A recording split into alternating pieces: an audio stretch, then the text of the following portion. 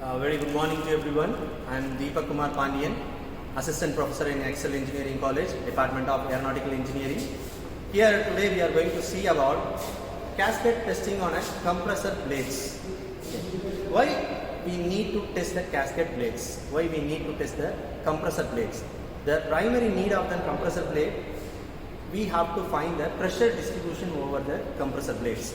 So how we can find the compressor blades pressure variation? First we have to know about the structure of a jet engine. We have an inlet section, compressor section, combustion section and an exhaust section.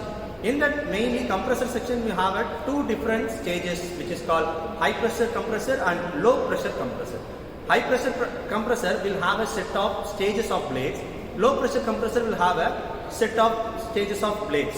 Okay, the air will be intake from the atmosphere and then it will be passed through the low pressure compressor and from that to the high pressure compressor to the combustion chamber. Okay, here the kinetic energy will be converted into potential energy. Okay, velocity will be reduced, pressure will be increased on the stage by stages.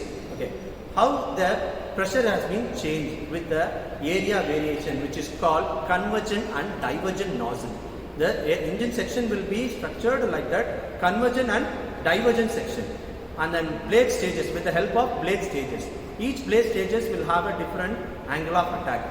Each blade will have a different angle of attack. With this angle of attack, coefficient of lift and then coefficient of drag will be produced. With that coefficient of lift and coefficient of drag, the pressure will be varied. Okay, so we have a set of blades which is called cascade aerofoil sections. In this cascade aerofoil section, we have different stages: stage 1, stage 2, stage 3, which is also like in the compressor section. And also here we have to fit this in the wind tunnel. You know that operations of wind tunnel, there will be sucked in, and then here the test section, the objects will be test objects will be placed over in the test section, and then it will have a convergent divergent nozzle and then exhaust section. The pressure velocity will be measured with the help of pentastatic tube, and then here we have two measuring equipments. Here we have two measuring systems. One is called multi-pack manometer, another one is called digital measuring system. Okay, we have to fit this model over in the test section. We have to connect with the tubes which is connected with the measuring system. So we can find the coefficient of lift, coefficient of drag, and then lift. First we can find the lift value, drag value. With that we can find the coefficient of lift and then coefficient of drag value. So we have a simple calculations with a formula, with a tabulation for a cascade testing.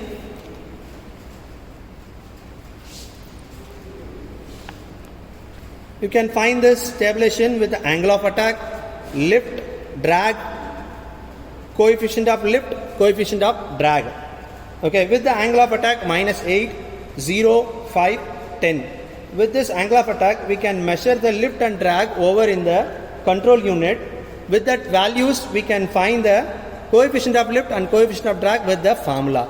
First, for the coefficient of lift, the formula is half rho V square, L divided by rho V square into A. Area is nothing but area of an wing section or cross section of the cascade blade.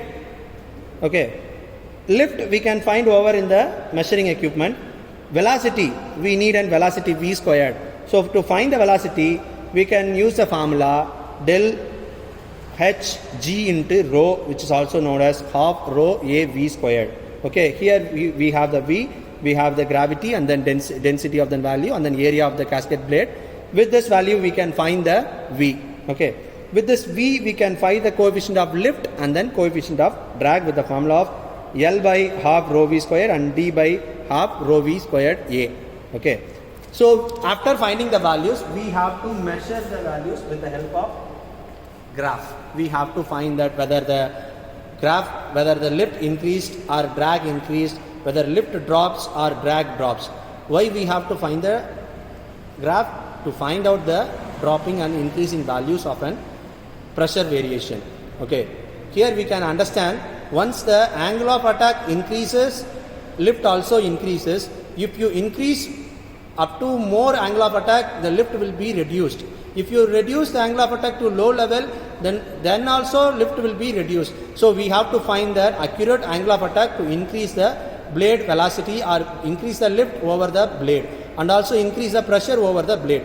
So here we are finding the which angle of attack is perfect for an lift or perfect for increasing the pressure over the blade. You can find that horizontal line is called angle of attack, vertical line which is called coefficient of drag, and then here another one we have coefficient of lift. With this angle of attack, the drag value was increased, and then when the angle of attack increased, drag increases more. Here when you comes for the lift, once the angle of attack increases, at a point it increase, if you increase more, lift will be reduced. This is what we have to find, where the lift will be reduced. So this is how we calculate with the tabulation. We calculate with the graph and then tabulation of values. This is all about cascade testing. In propulsion, we are finding with that cascade testing blade to find out the pressure distribution over the blade section. Thank you.